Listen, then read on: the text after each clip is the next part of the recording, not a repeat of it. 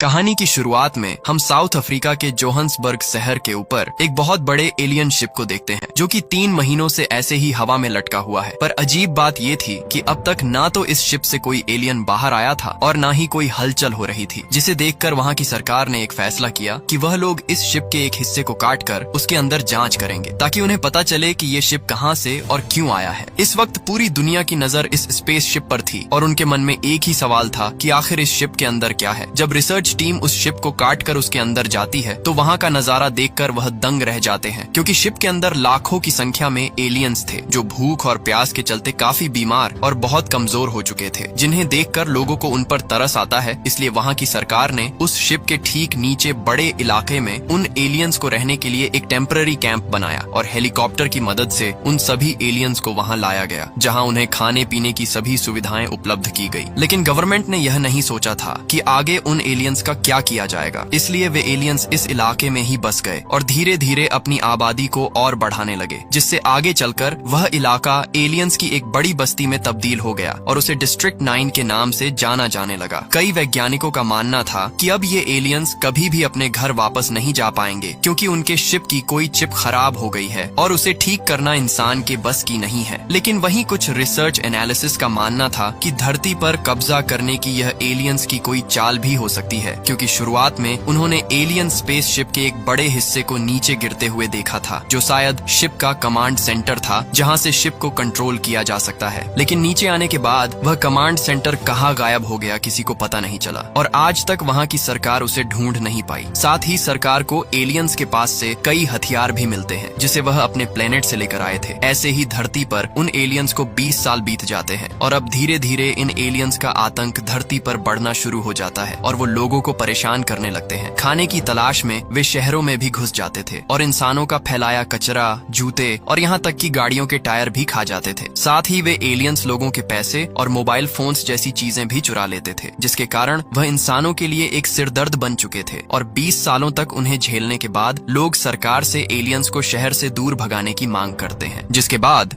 वहाँ की सरकार उन एलियंस को शहर से दूर किसी दूसरी जगह शिफ्ट करने का फैसला करती है और इस मिशन की जिम्मेदारी एमएनयू कंपनी को सौंपती है, जो हथियार बनाने वाली दुनिया की सबसे बड़ी कंपनी थी। इसके बाद एमएनयू की टीम एलियंस के लिए शहर से दूर एक नया कैंप तैयार करती है ताकि वहां उन एलियंस को रख सके। लेकिन इतने सारे एलियंस को वहां शिफ्ट करना एक बहुत बड़ी चुनौती थी, इसीलिए एमएनयू का चीफ इस मिशन को पूरा करने का कमांड विकस नाम के एक ऑफिसर को देता है। विकस एमएनयू में एलियन अफेयर्स के तौर पर काम करता था, जिसमें उनकी टीम एलियंस से संपर्क करके उनसे बातचीत किया करती थी, इसलिए विकस को एलियंस की भाषा भी अच्छी तरह से समझ आती थी। विकस उसी वक्त हाई सिक्योरिटी फोर्स के साथ डिस्ट्रिक्ट 9 इलाके में पहुंचता है, क्योंकि वहां उसे एलियंस को नोटिस भेजना था कि वह लोग उन्हें यहां से दूसरी जगह शिफ्ट कर रहे हैं, जिसके लिए उसे एलियंस के दस्तखत चाहिए थे। विकस सिक्योरिटी फोर्सेस के साथ जब गाड़ी से बाहर निकलता है तो उन्हें देखते ही सारे एलियंस में भगदड़ मच जाती है और वह सभी अपनी अपनी झोपड़ियों में जाकर छुप जाते हैं। इसी दौरान एक एलियन सिक्योरिटी फोर्स की गाड़ी के टायर को खाने लगता है और जब एक सोल्जर उसे रोकने की कोशिश करता है तो वह एलियन उसे जोर से लात मारता है, जिससे उस सोल्जर का हाथ धड़ से अलग हो जाता है। विकस फिर भी शांत रहता है, क्योंकि उसे इन एलियंस के आक्रामक स्वभाव के बारे में अच्छी तरह से पता होता है। जिसके बाद विकस एलियन के पास दस्तखत लेने जाता है, लेकिन वह एलियंस यहाँ से नहीं जाना चाहते, इसलिए वह विकस पर गुस्सा हो जाते हैं। मगर फिर भी विकस उन्हें कैट फूड का लालच देकर कुछ एलियंस से दस्तखत करवा लेता है, क्योंकि उन एलियंस को कैट फूड काफी पसंद होता है। वही डिस्ट्रिक्ट 9 में गवर्नमेंट ज्यादा दखल नहीं देती है, इसलिए वहाँ गुंडागर्दी और गैर कानूनी काम ज्यादा होते हैं, जहाँ ओबे सांजो नाम का एक खतरनाक नाइजीरियन अपराधी वहाँ अपनी गैंग के साथ मिलकर पैसे और कुछ कीमती चीजों के बदले एलियंस को मीट और बाकी खाने की चीजें बेचा करता था। इसी वजह से ये एलियंस लोगों से पैसे और उनके कीमती चीजों को छीन लेते थे ताकि उनसे वह खाना खरीद सके। इन एलियंस को कैट फूड इतना पसंद था कि उसके बदले वे ओबे सांजो को अपने हथियार भी दे देते थे, लेकिन ये हथियार इतने एडवांस तरीके से बनाए गए थे कि उन्हें एलियंस के अलावा कोई नहीं चला सकता था और ऐसे हथियार सरकार के पास भी होते हैं जो उन्होंने एलियन से बरामद किए थे। एमएनयू दुनिया की सबसे बड़ी हथियार बनाने वाली कंपनी थी जो इन हथियारों का इस्तेमाल करना चाहती है, इसलिए वो इन एलियंस के हथियारों पर रिसर्च कर रहे होते हैं। वही विकस जब एक एलियन की झोपड़ी को खोलता है तो उसके अंदर ढेर सारे एलियंस के अंडे होते हैं, जहाँ उन्होंने जानवरों के गोश्त को भी लटका रखा होता है जो पाइप के जरिए उन अंडों से जुड़े होते हैं ताकि उन गोश्त से एलियंस के बच्चों को न्यूट्रिशन मिलता रहे। मगर एलियंस को यहाँ बच्चे पैदा करना गैर कानूनी होता है, इसलिए विकस एलियन पॉपुलेशन कंट्रोल टीम को बुलाकर उन अंडों में आग लगवा देता है। दूसरी तरफ हम क्रिस्टोफर नाम के एक एलियन को देखते हैं जो अपने एक छोटे बच्चे और अपनी पत्नी के साथ मिलकर इलेक्ट्रॉनिक के कचरे के ढेर में कुछ ढूंढ रहे होते हैं। तभी वह छोटा बच्चा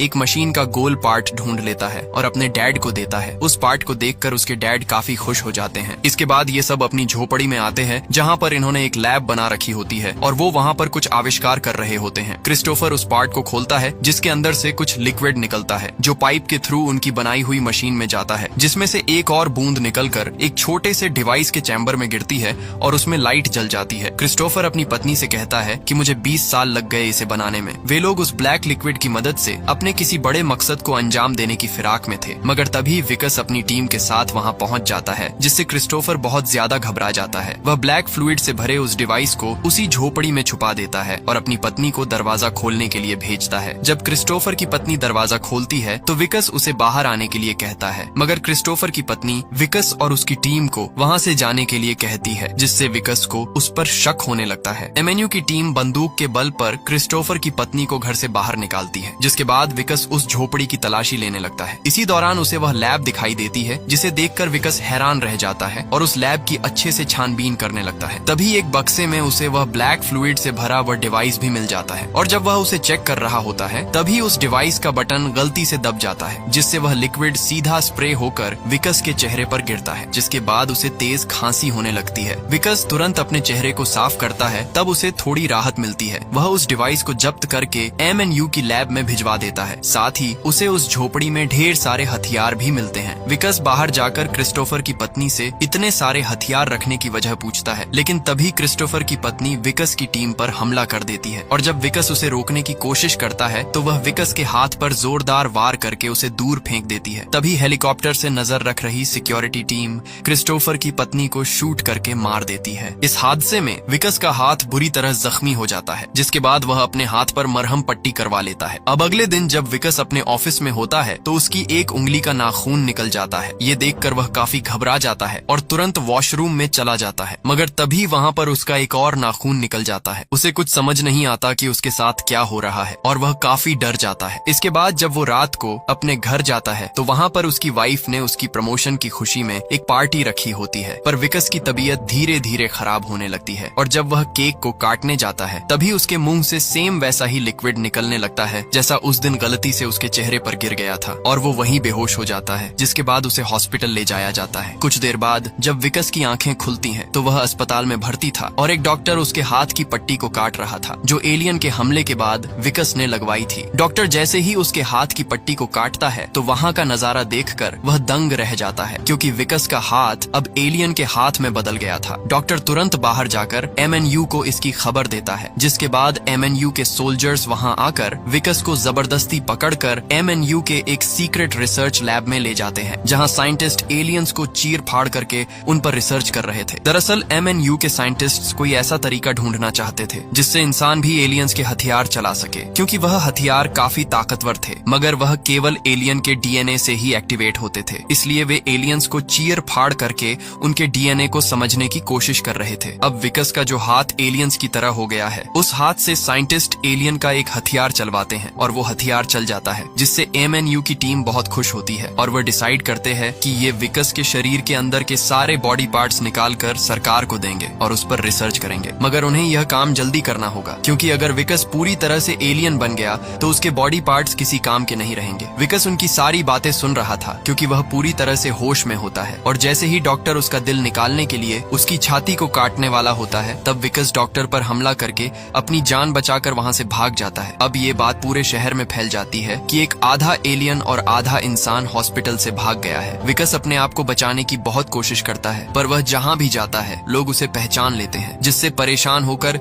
वह डिस्ट्रिक्ट 9 में पहुँच जाता है, जहाँ पर कुछ घर सरकार ने बंद कर दिए थे जिनमें पहले एलियंस रहते थे, और वो वहाँ जाकर छुप जाता है। जिसके बाद वो अपनी वाइफ को फोन करता है और उसे बताता है कि ये सब उसके साथ कैसे हुआ उसे कुछ समझ नहीं आ रहा। तब उसकी वाइफ उसे कहती है कि वो उससे बात नहीं करना चाहती और ना ही वो कभी उससे मिलना चाहती है, क्योंकि उसे लगता है कि विकस ने किसी एलियन के साथ शारीरिक संबंध बनाए हैं, इसीलिए उसके साथ ये सब हो रहा है। दरअसल ये बात उसे उसके डैड ने बताई होती है, जो विकस के फादर इन लॉ होने के साथ साथ एमएनयू कंपनी में उसके सीनियर भी होते हैं। ये सब सुनकर सुनकर विकस बहुत दुखी हो जाता है। अब उसका जो हाथ एलियन के हाथ की तरह बन गया है, वह उस हाथ को कुल्हाड़ी से काटने का फैसला करता है, लेकिन वह हिम्मत नहीं कर पाता। मगर फिर भी वह जैसे तैसे करके एक उंगली काट देता है, जिससे उसे बहुत दर्द होता है। तभी उसे वहां पर आर्मी के कुछ हेलीकॉप्टर आते हुए दिखाई देते हैं, जो उसे ही पकड़ने के लिए आ रहे होते हैं, और विकस उन्हें देखकर भागने लगता है। वो अपने ही लोगों से छिप रहा होता है, जो कुछ दिन पहले उसके ही नीचे काम किया करते थे, और वो छुपते छुपते एक घर में पहुंच जाता है, जहां क्रिस्टोफर पहले से ही उस घर में मौजूद होता है। तभी विकस क्रिस्टोफर से कहता है कि मुझे यहाँ छिपने दो, नहीं तो वह लोग मुझे मार देंगे। मगर क्रिस्टोफर उसे वहां से जाने के लिए कहता है, लेकिन उतने में ही विकस बेहोश होकर जमीन पर गिर पड़ता है, जिसके बाद क्रिस्टोफर विकस को उसी घर के नीचे एक सीक्रेट जगह में छिपा देता है। और जब विकस की आंख खुलती है तो क्रिस्टोफर विकस से पूछता है कि वो स्प्रे की बोतल कहाँ है जो तुम ले गए थे, क्योंकि क्रिस्टोफर को पता होता है कि वो स्प्रे की बोतल विकस के पास है। वह विकस को बताता है कि मुझे पता है कि तुम्हें क्या हुआ है और मैं तुम्हें ठीक कर सकता हूँ, पर इसकी मेडिसिन हमारी मदरशिप पर है, जो ऊपर आसमान में है, और जिस जगह पर अभी हम सब हैं ये एक तरह का फ्लाइंग ऑब्जेक्ट है, जिससे हम ऊपर स्पेसशिप पर जा सकते हैं, पर इसे चलाने के लिए उन्हें उस स्प्रे की बोतल चाहिए। दरअसल ये वही कमांड सेंटर होता है जो शुरुआत में उस मदरशिप से अलग होकर जमीन पर गायब हो गया था। विकस उसे कहता है कि वो स्प्रे की बोतल मेरे पास नहीं है, हम उसे दोबारा बना लेंगे। तब क्रिस्टोफर बताता है कि उसे बनाने में हमें 20 साल लगे थे और उसे दोबारा नहीं बनाया जा सकता है। विकस जानता है कि वो स्प्रे की बोतल इस समय MNU की बिल्डिंग में छुपा कर रखी गई है और वहाँ जाने का मतलब मौत है, इसलिए विकस मना कर देता है कि मुझे नहीं पता कि वो बोतल कहाँ है। मगर क्रिस्टोफर उसे बताता है कि तुम्हारे पास ज्यादा वक्त नहीं है, क्योंकि अगर तुम पूरी तरह से एलियन बन गए तो तुम कभी ठीक नहीं हो पाओगे। ये सुनते ही विकस उस स्प्रे की बोतल लाने के लिए मान जाता है, लेकिन वहाँ पर बिना हथियारों के जाना असंभव था और इन एलियन के पास कोई भी हथियार नहीं होते, क्योंकि इनके सारे हथियार सरकार ने जब्त कर लिए होते हैं। लेकिन अभी भी एक जगह पर इन्हें एलियंस के हथियार मिल सकते हैं और वो है ओबे सांजो के पास। विकस तुरंत ओबे सांजो के अड्डे पर जाता है और वो उनसे हथियार की डिमांड करता है, लेकिन वो विकस को पहचान लेते हैं कि ये वही इंसान है जो आधा एलियन है, क्योंकि ये बात पूरे देश में फैल गई होती है कि विकस ने एलियन के साथ शारीरिक संबंध बनाए थे, इसलिए वह एलियन बनता जा रहा है। ओबे सांजू को लगता था कि अगर वह विकस का एलियन वाला हाथ खाएगा तो उसके अंदर भी एलियन की शक्ति आ जाएगी और वह भी एलियंस के हथियार चला पाएगा, इसलिए वह अपने साथियों को विकस का एलियन वाला हाथ काटने का ऑर्डर देता है। लेकिन तभी विकस के हाथ उन एलियंस का हथियार लग जाता है, जिसके बाद विकस ओबे सांजो के कई आदमियों को मार देता है और उनके सारे हथियार लेकर वहाँ से निकल जाता है। इसके बाद विकस और क्रिस्टोफर दोनों MNU के हेडक्वार्टर पहुँचते हैं, जहाँ एलियंस के हथियारों की मदद से वहाँ धमाका करके कई सिक्योरिटी फोर्स को मार देते हैं और लैब के अंदर घुस जाते हैं, जहाँ कई सारे कटे हुए एलियंस को रखा गया था। और वह दोनों वहाँ पर स्प्रे ढूंढने लगते हैं, जहाँ से उन्हें वह स्प्रे की बोतल मिल जाती है और वो दोनों उस बोतल को लेकर वहाँ से निकल जाते हैं। पर अब भी इन दोनों को पकड़ने के लिए MNU की पूरी फोर्स इनका पीछा कर रही होती है। इसके बाद विकस और क्रिस्टोफर दोनों वापस उसी घर में पहुंच जाते हैं,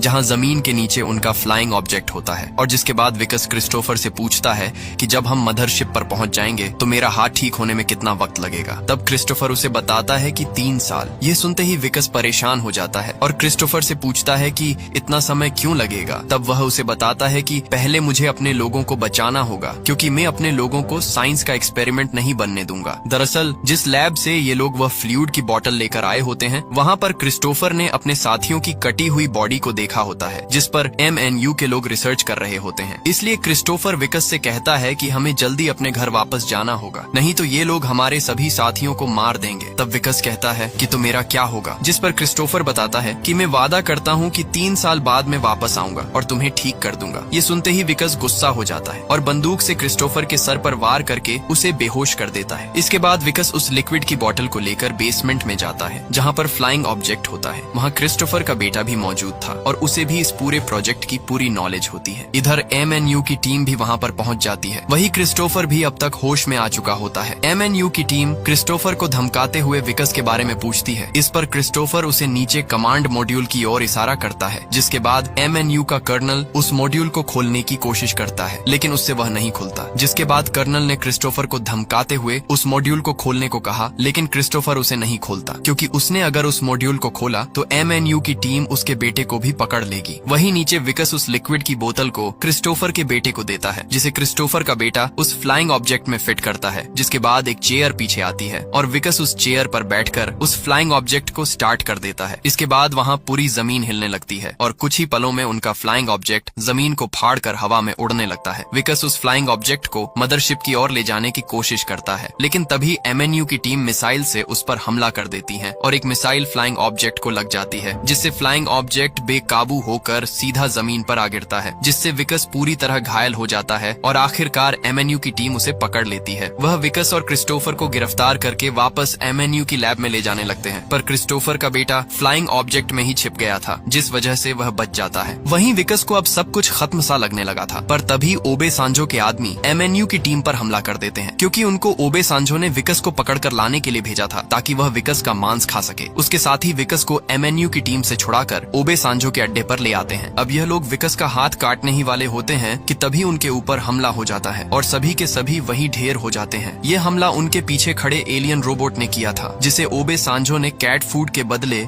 एलियंस से छीन लिया था। इस रोबोट को कमांड मॉड्यूल से क्रिस्टोफर का बेटा कंट्रोल कर रहा था। वह रोबोट की मदद से ओबे सांजो और उसके सारे आदमियों को खत्म कर देता है। इसके बाद वह उस रोबोट का पायलट सेक्शन खोल देता है। विकस को बचाने के बाद क्रिस्टोफर का बेटा मदरशिप को एक्टिवेट करता है, जिससे मदरशिप घूमना शुरू हो जाती है। 20 सालों बाद वह मदरशिप अपनी जगह से हिला था, इसलिए सभी लोग उसे देखकर हैरान रह जाते हैं। इधर विकस भी उस रोबोट में बैठकर वहां से भागने लगता है। MNU की टीम उस पर फायरिंग करती है, पर उस पर गोलियों का उतना असर नहीं होता। इधर कर्नल के आदमी क्रिस्टोफर को पकड़कर उसे मार रहे होते हैं, तभी विकस वापस आता है और कर्नल के आदमियों को मारकर क्रिस्टोफर को बचा लेता है और उसे MNU की फोर्स से बचाते हुए फ्लाइंग ऑब्जेक्ट की ओर ले जाने लगता है। इस दौरान कर्नल की टीम लगातार उस रोबोट पर हमला करती है, जिससे वह रोबोट कमजोर पड़ने लगता है, लेकिन फिर भी विकस क्रिस्टोफर को जैसे तैसे करके उस फ्लाइंग ऑब्जेक्ट तक पहुंचा देता है। क्रिस्टोफर विकस को भी अपने साथ चलने को कहता है, लेकिन विकस मना कर देता है, क्योंकि वह MNU की टीम को रोक कर नहीं रखता तो क्रिस्टोफर और उसका बेटा मदरशिप पर कभी नहीं पहुंच पाते। क्रिस्टोफर ने जाते जाते वादा किया कि वो 3 साल बाद जरूर वापस लौटेगा और उसे फिर से इंसान बना देगा, जिसके बाद क्रिस्टोफर अपने बेटे के साथ उस फ्लाइंग ऑब्जेक्ट को उस मदरशिप से अटैच कर देता है। वहीं नीचे